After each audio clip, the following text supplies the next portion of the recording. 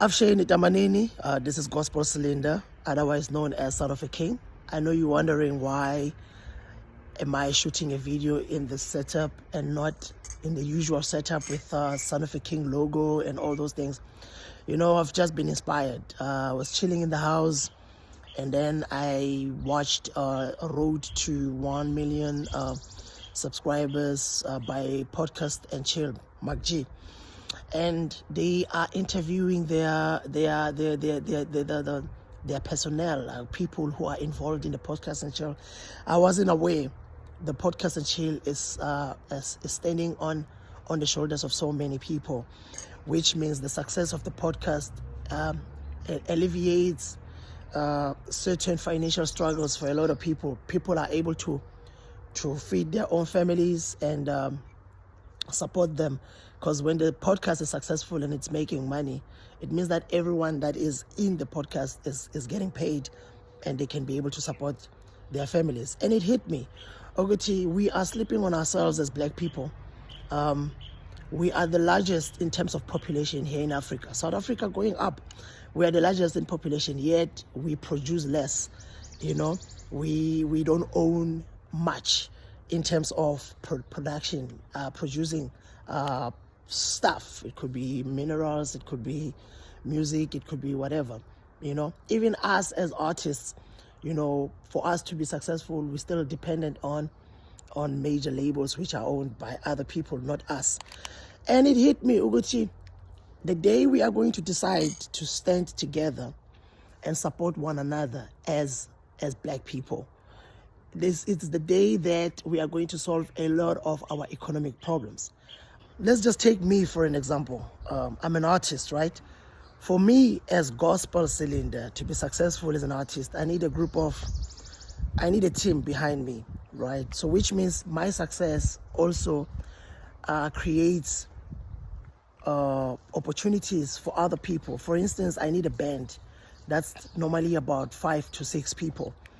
I need a choir or backing vocals that's between 3 and 9 people. So we are already calculating about 15 people and a producer. I need like a PR personnel. I need like a manager. I need someone to design clothes for me. And when we we have our rehearsals or anything, we need a caterer. So in total, you might find that it's about 25 to 30 people that could get opportunities by me alone being successful. Now think about how many other people out there who are creators. Some are designers, some are chefs, they cook, some they do this and that, some they do provide media and videography and other things.